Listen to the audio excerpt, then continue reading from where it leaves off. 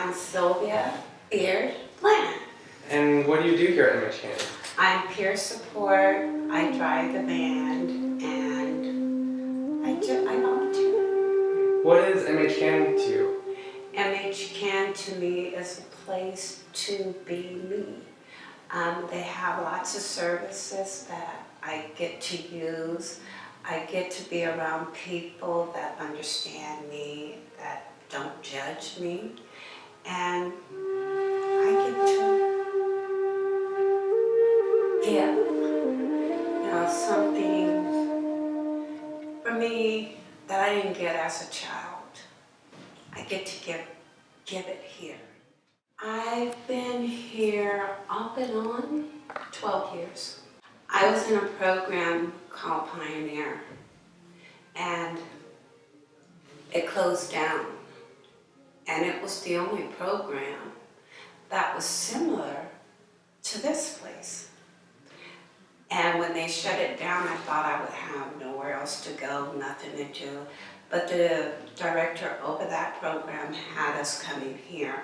So I started just coming and just sitting and doing puzzles. I didn't really talk to anyone. I was kind of scared. And I just did puzzles for a long time. And finally I just got to know people slowly and get to talk to them.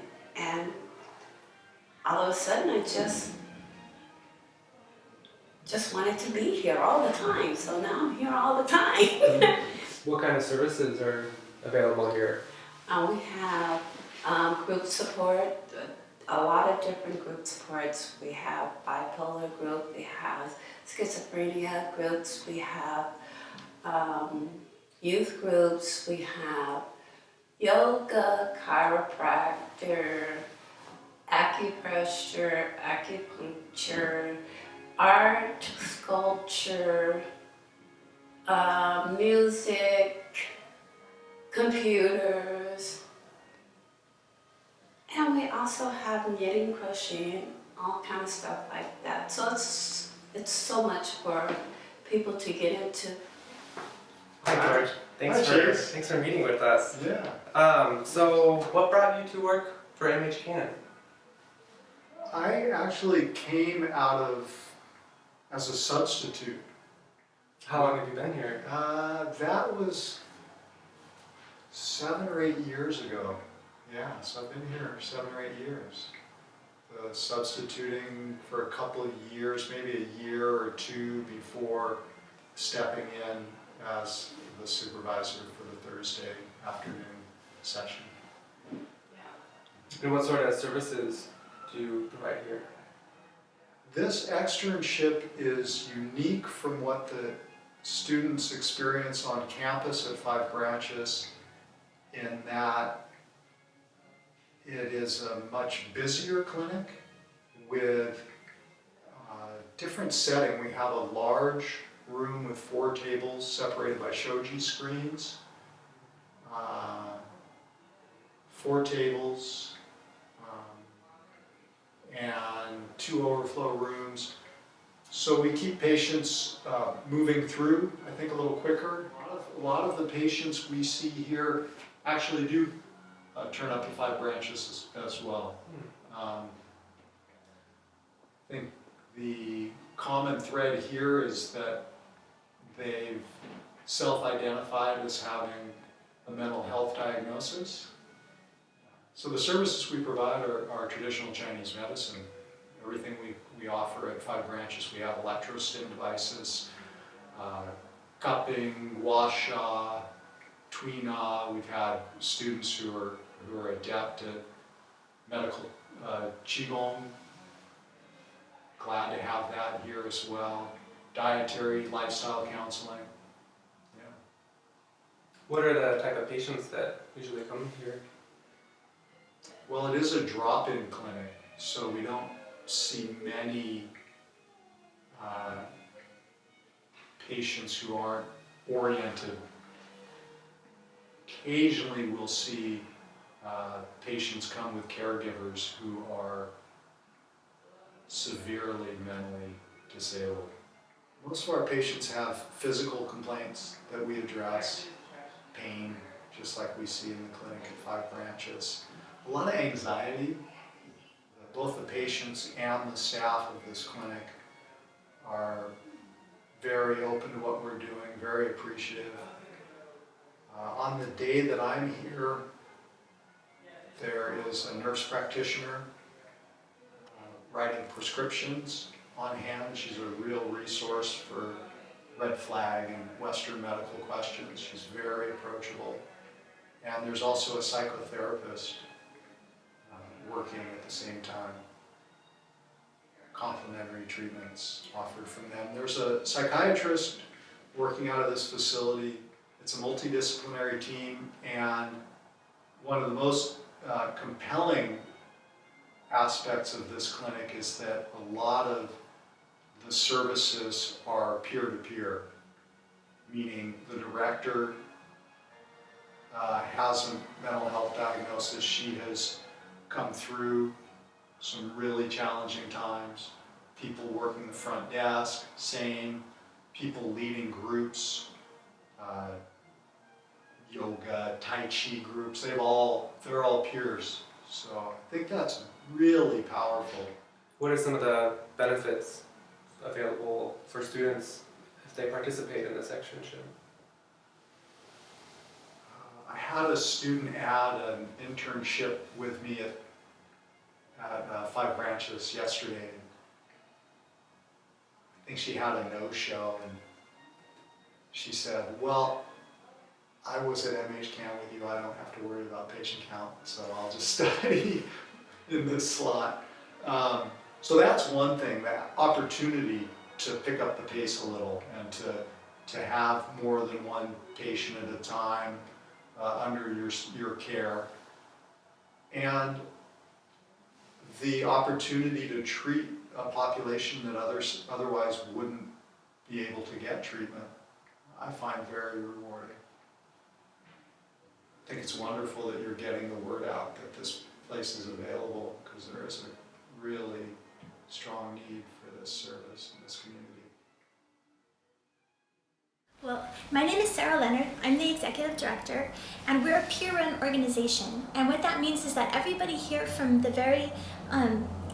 every single job here is, I was going to say top to bottom, but we try to be as non-hierarchical as possible. So as equally as possible, we are all peers.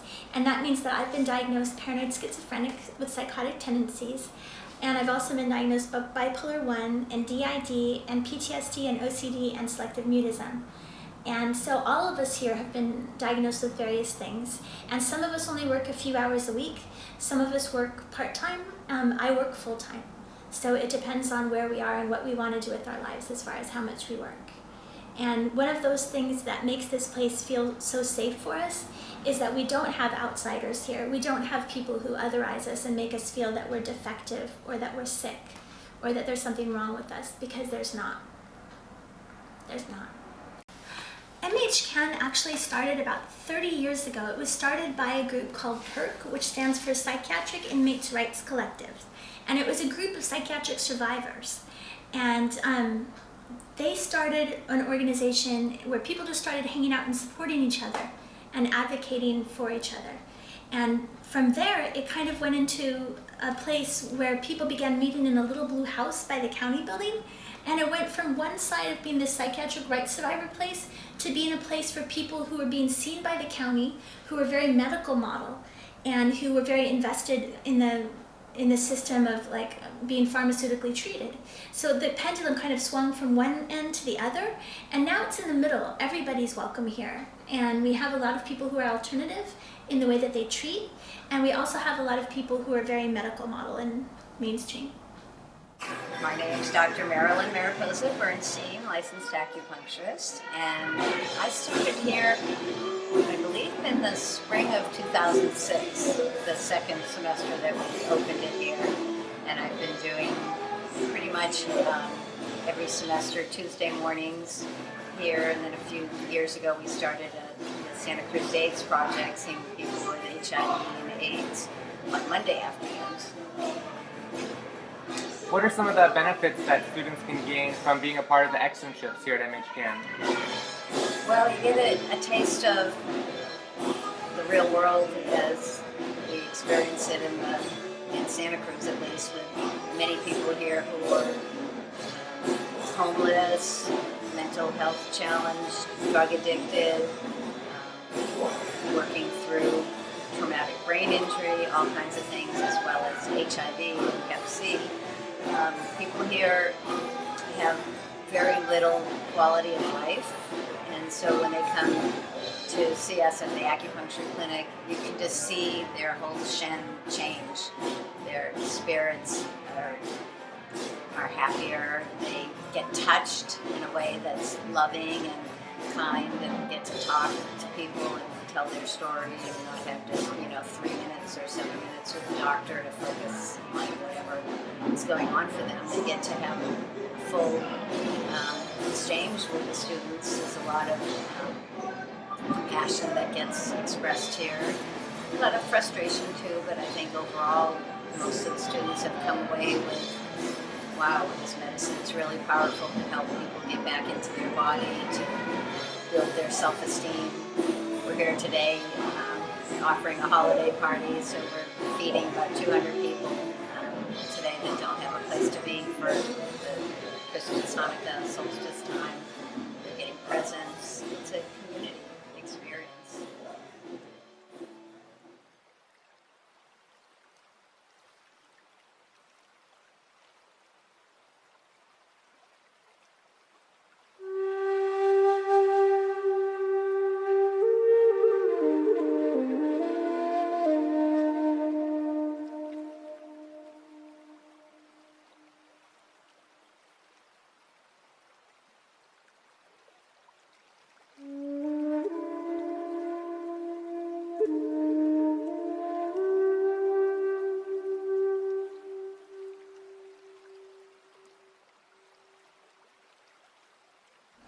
Why did MHCAN start? It started because because we're different, and we're all different in different ways, but people do try to make you feel bad about that. People treat you with stigma and discrimination.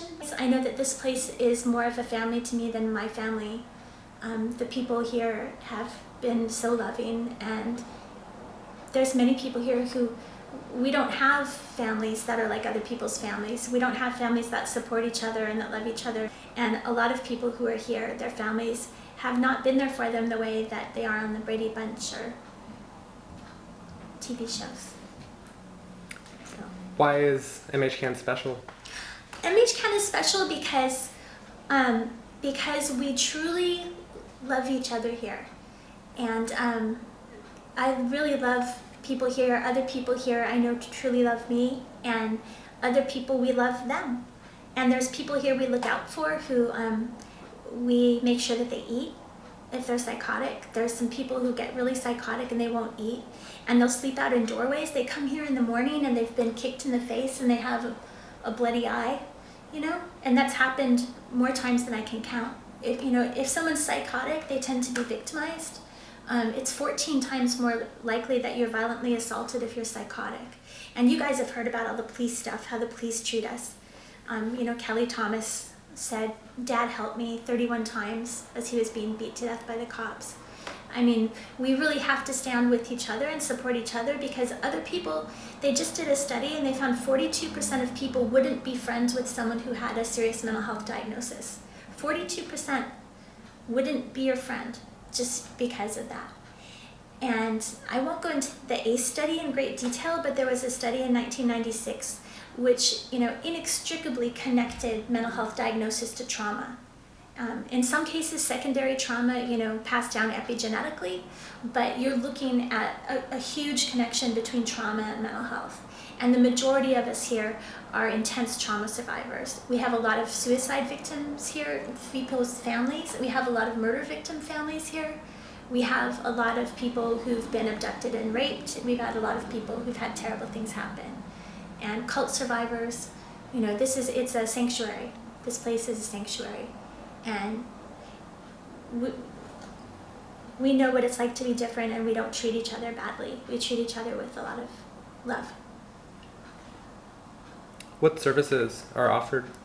Well, we have acupuncture from 5 branches. We have free acupuncture. We have massage. We have, I never know whether to say Reiki or Reiki. Reiki?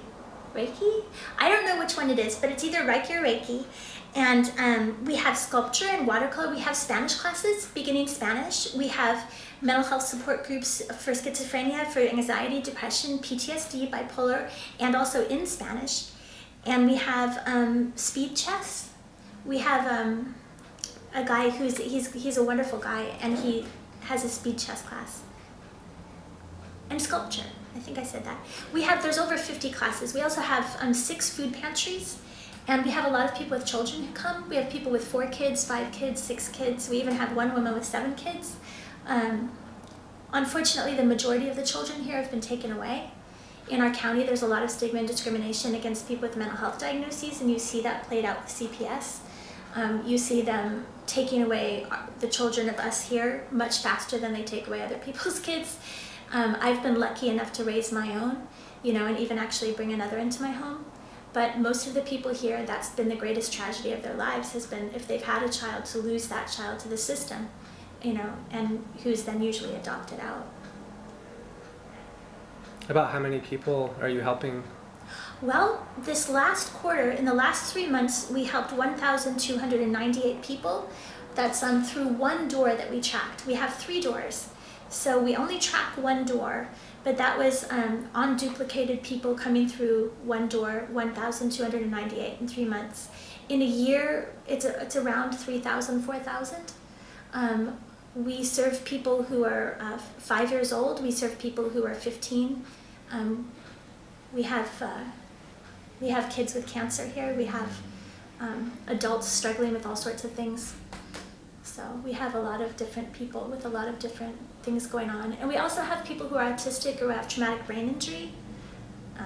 And we also have some people who have Down syndrome who show up for watercoloring sometimes. So we're very welcoming to everybody. So. What other agencies do you work closely with here in Santa Cruz? We work closely with Santa Cruz County Mental Health. We refer people to the Access team all the time, which is their evaluation component. We get a lot of people straight from the street that other people who are on the street send to us that they're concerned about. We get people from out of town who have mental health. We have one guy who is in a place in Russia, an institution in Russia for 20 years with his brother. And when his brother died, they were both schizophrenic, he said, I'm gonna go travel the world. And he came to Florida and he was put in an institution there, and he was not happy with that, and so he came to California, and now he's here and he's doing really well. There's no need for him to be locked up anywhere, and he's very happy. So we get people who are from out of town, but mainly the vast majority of people here grew up in Santa Cruz and are Santa Cruz locals who have largely been disenfranchised by their mental health because they haven't necessarily been able to cope with the economy here. Holding a job is hard enough for anyone. When you've got mental health challenges on top of it, it becomes that much harder. And something too with substance abuse. They did a study in Riverside County, California this last year, and I don't know if you guys realize that people with mental health die younger. We die 15 to 25 years younger.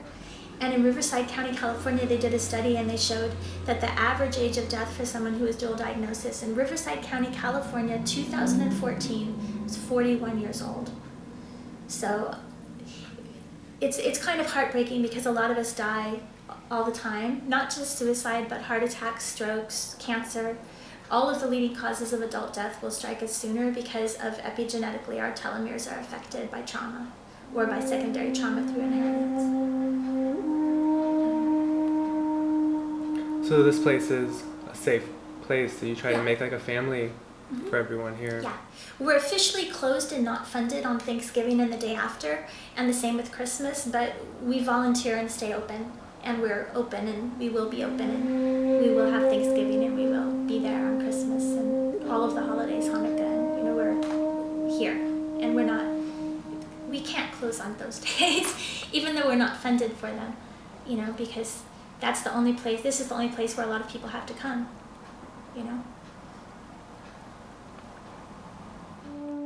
No matter where you're at in your head, there's a place or you hear that you can fit in, where you could feel comfortable, or you can just sit in a big game room and just stargaze, stare, and just look at everybody go by. And it's really neat to see all the different variations of mental health in one place, and we're all